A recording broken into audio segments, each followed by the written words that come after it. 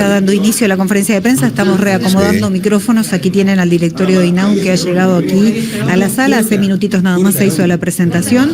Está abierto el espacio para preguntas. Estamos reacomodando porque técnicamente hay algún inconveniente que no permite justamente que se escuche bien. Entonces estamos a la espera de eso. Voy a acercar el micrófono y vamos a esperar que dé inicio la conferencia, si te parece, Jorge. Sí. Gustavo Freiro de FM Gente, preguntarle si la niña efectivamente era hija biológica de Echegóyen o adoptada y cuándo vino al país. La niña era efectivamente hija de Echegóyen.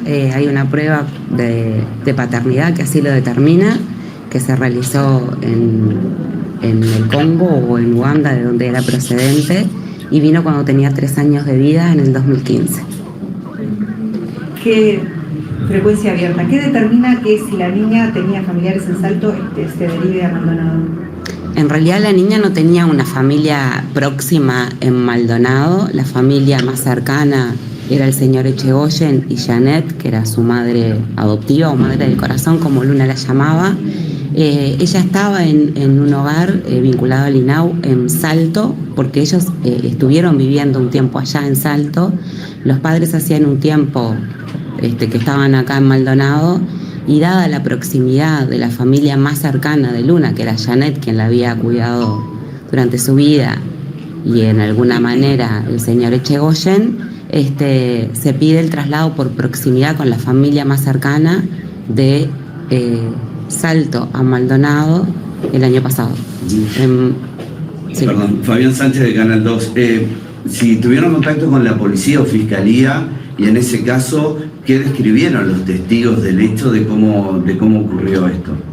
Sí, tuvimos contacto con la policía, pero en forma telefónica.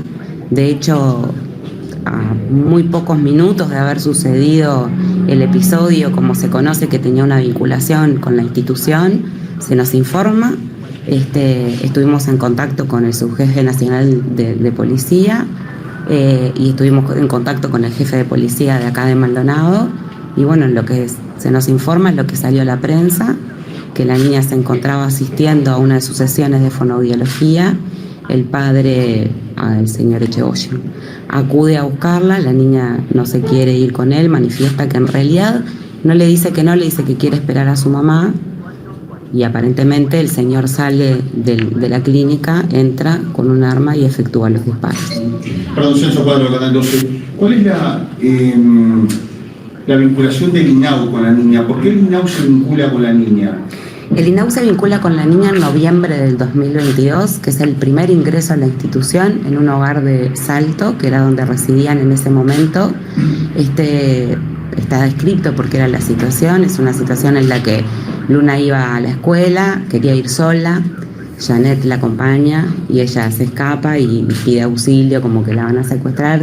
Ahí evidentemente había un pedido de ayuda, pero no específicamente por una situación, no se revela ahí esa situación, pero ingresa al INAU en el 2022. Habían dificultades en la convivencia, había una historia de violencia doméstica en el hogar, y queda en esos momentos en un hogar en modalidad de residencia en Salto.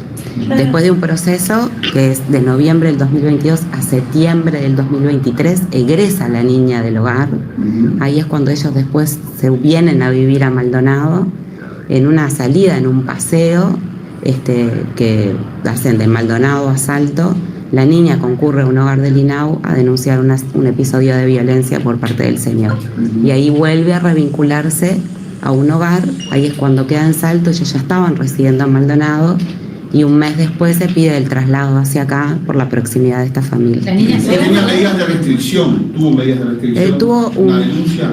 En realidad, cuando ella ingresa acá a Maldonado, en el periodo que está acá, que ingresa en marzo, en un momento Janet, que era la que estaba como referente del cuidado y la que se había manifestado más cercana a la vida de Luna, se pierde el contacto con ella. Aparece una tía paterna que empieza a tramitar la tenencia de Luna, que tiene un acercamiento, que lo califican como bueno, se hace presente en algunas actividades, y cuando surge esa tenencia vuelven a aparecer Janet y el señor Echegóyen, que ya estaba medio tratando de vincular la situación. Ahí se hace presente un día a la escuela y desde el INAU se solicita que se establezcan medidas cautelares porque se había mantenido una distancia, no estaban cumpliendo con los cuidados que debían tener con la niña, veníamos de una situación de violencia, entonces se le aplican medidas cautelares que se mantenían hasta mayo de este año. Una vez que se finalizan esas medidas, ¿qué tipo de actuación o qué tipo de protocolo tiene INAU el cuidado de esta niña ya conociendo esta situación? En realidad las medidas cautelares se mantenían hasta mayo del 2024, eso es lo que había mayo del 2025, de este año. Eso era lo que se había mantenido. Cuando el INAU va con Luna a acompañarla en esa audiencia, Luna había manifestado a quien estaba trabajando, al equipo que estaba trabajando con Luna, que no tenía intención de revincularse con su padre, pero cuando tiene la entrevista con su defensora, se le dice que sí, que quiere revincularse con su papá. Ahí surge este cambio de actitud de Luna. Ella tenía en ese momento 12 años, ahora tenía 13 años, había cumplido el 5 de agosto 13 años. Ella manifiesta su deseo de revincularse, que más que por querer revincularse con esa figura, era porque quería participar de algunas actividades familiares que ella no podía participar porque estaban aplicadas las medidas cautelares, como el festejos de cumpleaños, comida. Frente a esa decisión se adopta que en mayo, que se iban a levantar las medidas cautelares y que de acuerdo a lo que presentaba Luna podían seguir, no se levantan, se da un mes de prórroga hasta el 24 de junio para que INAU establezca cómo va a ser el proceso de revinculación. En ese mes, antes de presentarse a la nueva audiencia, el 24 de junio, lo que establece Luna es de vuelta el deseo de mantener la revinculación, pero con esas características, o sea, en grupo, nunca sola con él, ¿no? Para participar de estas actividades. Se acuerda eso con el señor Echegoyen y con Janet, y el 24 de junio, en esa audiencia, lo que se acuerda es levantar las medidas cautelares bajo ese acuerdo y bajo ese formato, a cuenta de presentar un informe que se presentaba el 24 de agosto porque era 60 días, pero como de todas maneras el equipo que viene trabajando con Luna observa que no se cumple con la exactitud de lo que se había comprometido, elevaron el informe justamente en el día de ayer, en la mañana, previo al hecho. ¿Qué estudio se le hace al padre para saber si se puede vincular? En realidad, el señor, según lo que surge del relato al que nosotros tuvimos acceso, estaba manteniendo un espacio de psicoterapia. Nosotros comprenderán que desde ayer estamos leyendo todo esto para que se lo podamos informar y transmitir, por lo menos con no sé si la solidez, pero tratando de hacer un relato certero. Algunas partes quizás no hemos llegado. Lo que sí se pide en este informe que se hace es una pericia psicológica y psiquiátrica, el informe que estaba diciendo que se presentó en el día de ayer. Claudia, Martín Poluco por aquí, de Subrayado. De todo lo relevado en el día de hoy, ¿qué les preocupa más a ustedes? ¿Se pudo detectar alguna falla en el sistema, en cómo se atendió el caso? ¿Detectan puntos oscuros también en la situación que terminó como terminó, lamentablemente? Puntos oscuros estamos detectando cuando nos reportan desde el año pasado 8.900 casos de violencia en niñas, niños y adolescentes. Cuando se producen 24 casos de violencia por día y casi 5 son de violencia sexual. Estamos en un punto oscuro que responde no solamente a la institución, sino que responde a la sociedad toda. El punto oscuro es el desenlace de la historia de ayer. Ese es el punto más oscuro que tenemos. Después, para trabajar en esto de tratar de emerger de lo conmovido que podemos llegar a estar, para tratar de encontrar caminos que aporten soluciones a estas situaciones. Tenemos una situación de violencia doméstica, tendremos una situación de violencia hacia grupo familiar, es una situación de violencia en género, es una situación de violencia en generaciones, y tendremos que empezar a trabajar de una forma conjunta, cada uno atendiendo lo que hay que atender, pero de verdad que este es un problema que nos interpela desde la institución que estamos, nos interpela desde el gobierno, pero nos debe interpelar a todas y a todos. O sea, si no salimos juntos en esta, no vamos a salir y vamos a tener que estar enfrentando estas situaciones que son extremadamente dolorosas, y que son dolorosas para una niña con una corta vida, que son dolorosas para para una hermana que queda, que son dolorosas para sus compañeros de escuela, que son muy dolorosas. Sí, la comunidad está... Claudia, ¿quién había llevado a la niña a esa clínica? A la clínica la lleva Janet, su mamá del corazón, la deja en la clínica y va a buscar a su hermana al inglés, o la lleva a su hermana al inglés para después buscarla, o sea, la deja en la sesión y después que daba las vueltas la iba a buscar cuando terminara su hora de consulta. ¿La madre biológica de esta niña, dónde está? La madre biológica, nosotros de lo que pudimos relevar, hace mucho tiempo que no se tiene contacto, incluso se trató de establecer una conexión y no se tuvo. Sí, lo que surge del expediente es que al principio había una suerte de vinculación que incluso creo que se establecía con Janet más que con el señor Echegoyen y con Luna, pero como después de un tiempo no se tuvo más contacto con ella. ¿Él la trae en forma legal? ¿Cómo es un poco eso? Bueno, por lo que surge del expediente sí, porque él participó de muchas misiones de paz. En esta misión de paz, Luna nace en el 2012, en el 2015 la madre contacta a la ONU para hacer un reconocimiento de paternidad, él voluntariamente accede a hacerse una prueba de ADN y en el 2015 acuerdan con la madre, donde surge de la historia que hay un permiso firmado para que él la traiga al Uruguay. ¿Qué tipo de violencia hubo? En realidad, de lo que más relatamos, más allá de la violencia de género a la que hacíamos referencia con Janet, con Luna, lo que se desprende es una violencia sobre todo psicológica. ¿Abuso o algo? No cuentan la historia y no hay datos ni referencias a una violencia sexual.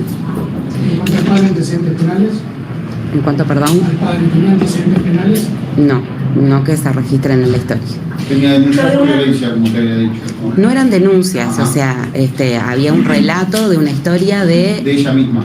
De ella misma, de Luna sobre todo, y después algún espacio en el que se empieza a generar una confianza en que Janet pueda dar cuenta de una historia de las violencias más silentes, quizás, de las que cuesta mucho más detectar, que es el control, ¿no?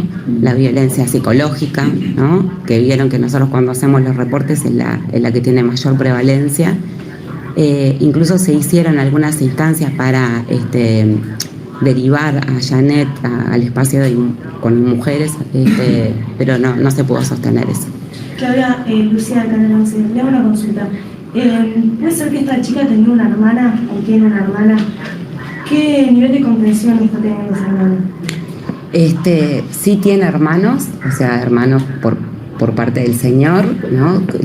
Que la mamá Janet, unos hermanos mayores que no convivían, una hermana un año menor que Luna, que sí convivía. Nosotros ayer llegamos tarde y estuvimos con el equipo de INAU, muy respetuosos de los procesos que tienen que hacer los referentes afectivos más cercanos en estos momentos.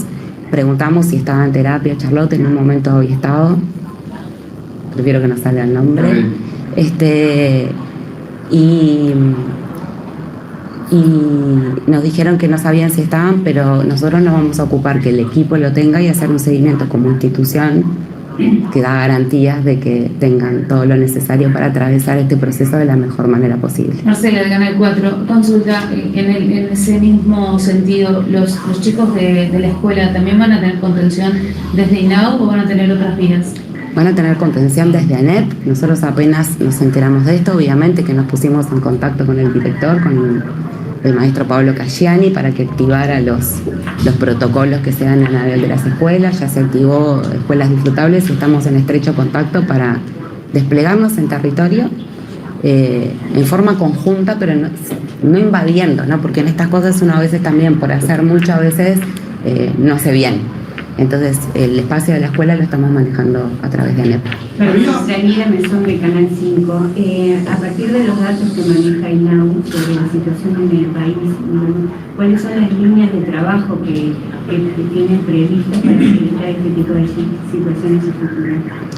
Bueno, para nosotros el tema de las violencias es un eje estratégico fundamental, ¿no? Dentro de nuestro plan estratégico, el tema de las violencias ocupa un lugar prioritario, entre otros, porque como institución también tenemos que dar cuenta de algunas situaciones particulares Y vuelvo a repetir lo mismo que dijimos, la situación o el encare de las violencias tiene diferentes mejores en el abordaje, tiene que tener un espacio de prevención, tiene que tener un espacio de educación con la prevención, un espacio de detección, de tratamiento y de reparación. En estos momentos estamos haciendo una consultoría y estamos trabajando con UNICEF también para hacer un relevamiento de todos los servicios que tenemos, pero de cómo hacemos que los servicios sean efectivos, aumentar la capacidad para dar respuesta, pero sobre todo para reparar. De toda la información relevada, ¿creen que hay aspectos todavía a definir, a establecer entre las distintas instituciones que están trabajando y que tienen injerencia directa en el tema? No, la situación está bastante clara en lo que pasó y en el suceso. Creo que, como tú decías al principio, lo que es necesario hacer es, después que baje un poco todo este torbellino emocional, poder tener la distancia óptima como para poder leer y empezar a decir cuáles son las líneas de acción y cómo podemos trabajar por nuestras gurisas y nuestros gurises para no tener que repetir historias como esta. ¿Hay algún punto de unión entre la familia de crianza y la familia natural, por así decirlo? La familia natural es el señor Echegoyen, que es el padre biológico. La mamá biológica está en Uganda y después la familia de referencia es Janet, quien se ha encargado y quien tenía la tenencia desde a fines del año pasado, que sí, si bien no convivía por estas medidas cautelares con el señor Echegoyen, estaban en cercanía y además la otra hija es hija biológica de ambos. ¿Era pareja previamente entonces de Echegoyen? ¿Quién? Janet. Janet es su pareja desde el principio, desde antes de que naciera Luna, con más de 30 años. ¿Hubo alguna situación previa donde él hubiese manifestado que tenía interés de matarla o alguna cuestión así, alguna amenaza? Nosotros, ¿El salto puede ser una situación? Sí, ella tuvo un episodio de violencia que por el segundo ingreso que motiva, o sea, es el segundo ingreso al INAU, una situación de violencia. ¿Pero él había amenazado con matarla? Él había... lo que surge de la historia es que él había tenido un acto de violencia física. No queda explícito el deseo de matarla, sí lo que uno reconstruye con el relato es que había una historia de violencia sostenida, que había un desprecio y una distancia con Luna bastante importante. Con relación a los otros hermanos, quizás.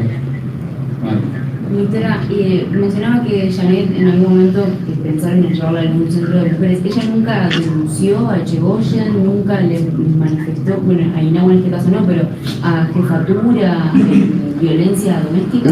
No contamos con la información de que ella haya realizado alguna denuncia, que pasa la mayoría de las veces, ¿no?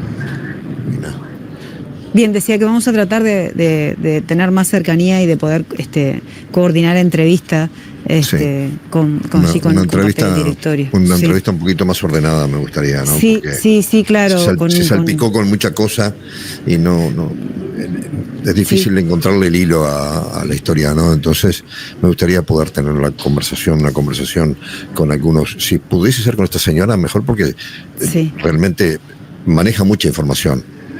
Y es importante en estos casos no ir a estudiar el expediente, sino que se ve que había una familiaridad que sabía de esta historia, y bueno, es fundamental, ¿no? Es fundamental, ya sea presencial, desde el móvil o por streaming, pero lograr en las próximas horas poder tener una conversación con ella, sería muy bueno. Porque me quedaron varias zonas oscuras ahí que me gustaría aclararlas un poquito. Sí, Jorge. Lo que quedó claro es que Luna venía sufriendo, ¿no? Desde un tiempo sin esta parte, duda, ¿no? Sin duda venía sufriendo una historia, muchísimo. una vida, pobrecita que... Sí, tremendo. Uf.